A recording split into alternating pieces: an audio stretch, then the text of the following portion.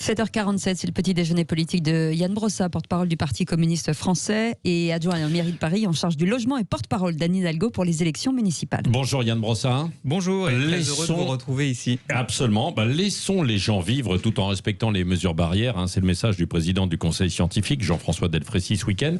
Est-ce que vous trouvez qu'il faut accélérer, notamment à Paris, le déconfinement ?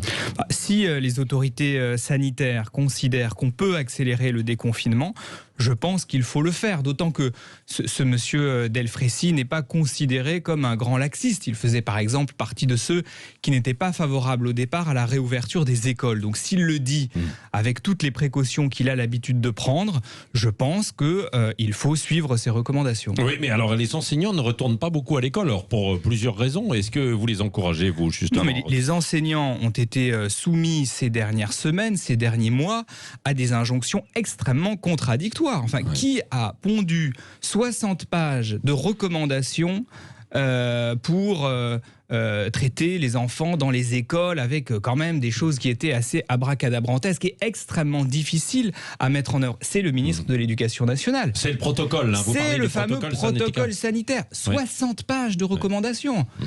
Et aujourd'hui, le même ministre de l'Éducation nationale dit il n'y a pas suffisamment de gamins à l'école. S'il n'y a pas suffisamment de gamins à l'école, c'est qu'on a mis en place un protocole sanitaire extrêmement complexe. Donc s'il est possible d'assouplir tout ça, de faire en sorte qu'il y ait plus de gamins qui reviennent à l'école, je pense que ce serait une bonne chose. Parce qu'il faut le dire aussi, le paysage de l'Éducation nationale au bout de 2 mois de confinement, il n'est pas glorieux. On a beaucoup de gamins en décrochage scolaire, beaucoup de souffrance chez les enseignants, beaucoup d'inquiétudes chez les parents d'élèves et chez les élèves eux-mêmes.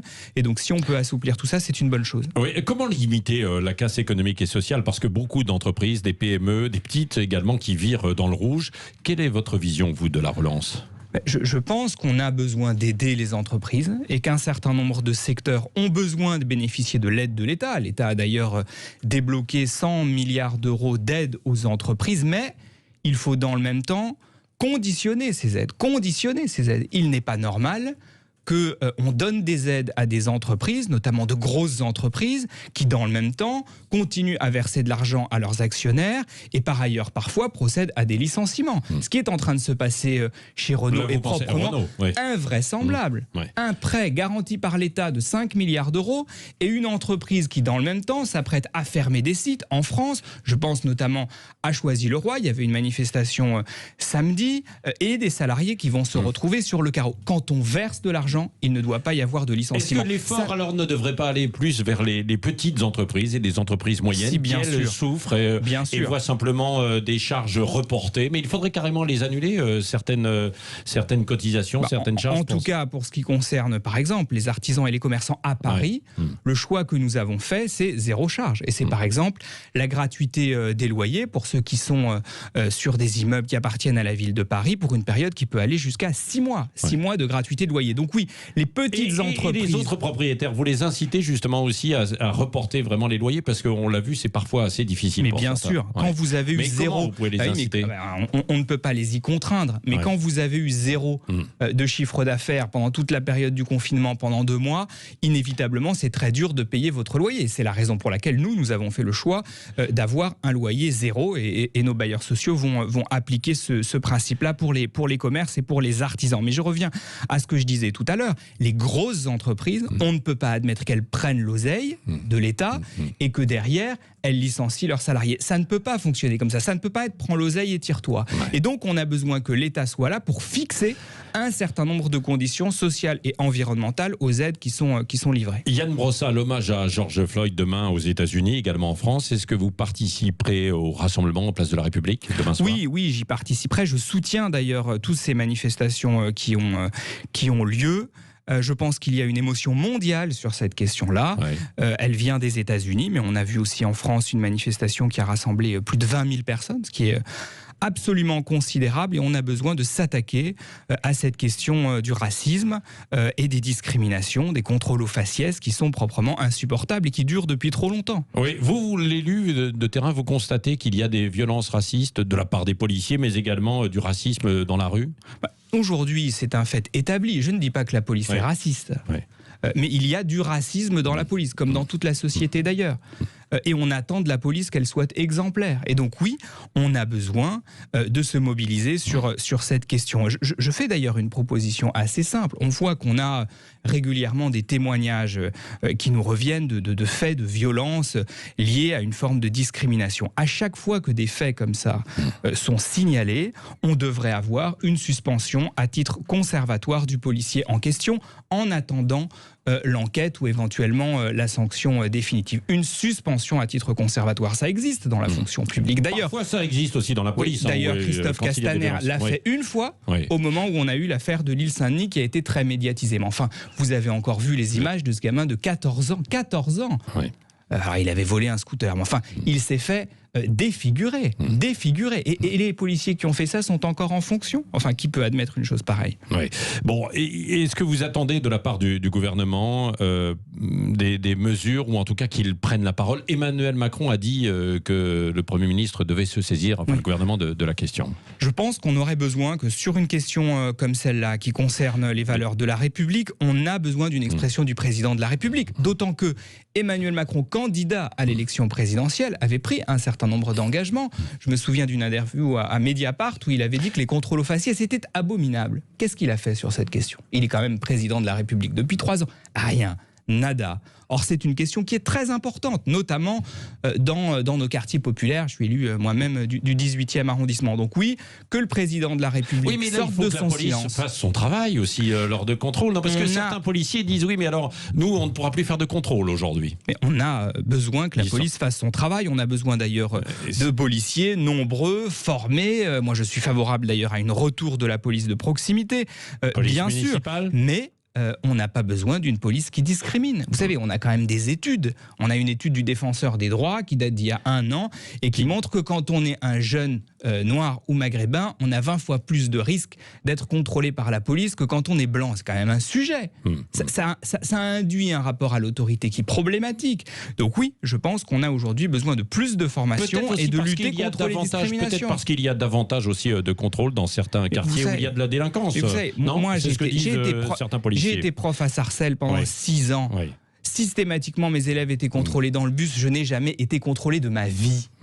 Donc, inévitablement, quand vous êtes contrôlé une première fois, une deuxième fois, une troisième fois, une quatrième fois, alors que vous n'avez rien à vous reprocher, vous trouvez ça quand même un peu étrange. Bon, en tout cas, il faut des signes forts, c'est ce que vous dites, Yann Brossat. Pourquoi il n'y a pas plus de gens de couleur sur les listes d'Anne Hidalgo? Il y en a. Beaucoup, ah oui, y compris d'ailleurs. Moi, j'ai regardé, en fait, j'en ai pas vu beaucoup, notamment dans les différents arrondissements. Y compris en tête de liste d'ailleurs. Vous regarderez mieux. Oui. Honnêtement, on pourra regarder ensemble, mais il n'y en a pas quand même avec beaucoup. Plaisir. En tout cas, on regardera. Il y a un effort à faire. Il y en a, et toutes les forces politiques ont un effort à faire dans ce domaine, absolument. Oui. Les municipales, justement, votre candidate Anne Hidalgo est bien placée pour gagner à Paris.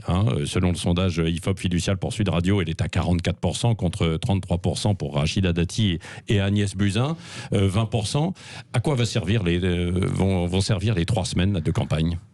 À rappeler nos propositions, à rappeler ce que nous avons fait pendant la période du confinement, à rappeler les transformations dont nous avons besoin pour que Paris évolue dans le bon sens. Non, ce qui fait qu'on a gagné, ce sont les bulletins qui sont dans l'urne. Pour l'instant, les urnes n'ont pas ouvert et il n'y a pas de bulletin dedans. Donc je dis aux électeurs qui ont l'impression que c'est chronique d'une victoire annoncée, il faut aller voter. Surtout si vous avez envie que Paris continue sa transformation sociale et écologique et que vous ne voulez pas d'un retour en arrière comme le propose Madame Dati. Justement, Yann Brossat, vous êtes en charge du logement. Le monde d'après dans votre secteur, logement, l'immobilier, est-ce qu'il va être vraiment le même ou différent, avec des prix du mètre carré qui sont envolés et qui font fuir les catégories modestes et les intermédiaires à Paris? Pour ce qui concerne 10, 15, 20 000 euros le mètre carré. Pour ce qui concerne l'évolution des prix, il est très difficile de prévoir à ce stade ce qu'il en sera, et ça dépend des mouvements du marché. Ce que nous pouvons faire, et nous allons le faire dès les premières semaines du prochain mandat, c'est créer une société immobilière, une foncière, qui sera chargée de faire du logement à destination des classes moyennes, du logement locatif, 20% en dessous du prix de marché. Et nous allons créer cette foncière, en lien d'ailleurs avec le secteur privé, avec aussi des fonds publics bien sûr, avec la Caisse des dépôts, avec laquelle nous travaillons d'ores et déjà. L'idée, c'est de mettre en location des milliers de logements, 20% en dessous du prix de marché. Où est-ce que vous allez les trouver ? Ce sont des logements soit que nous construirons, notamment dans nos zones d'aménagement, soit que nous rachèterons. Nous aurons cette possibilité-là de racheter par exemple des immeubles de bureaux. Le bureau va connaître des difficultés dans les mois à venir. Nous rachèterons ces immeubles de bureaux et nous les transformerons en logements 20% en dessous du prix de marché. Airbnb aussi ? Oui, bien sûr. Et d'ailleurs, nous avons une opportunité historique sur cette question-là, puisque vous avez moins de touristes, beaucoup de logements Airbnb qui sont vides. Et nous, ce que nous souhaitons, c'est que ces logements puissent être reloués à des Parisiens. Yann Brossat, le mot de la fin avec Cécile de Medibus. Cécile.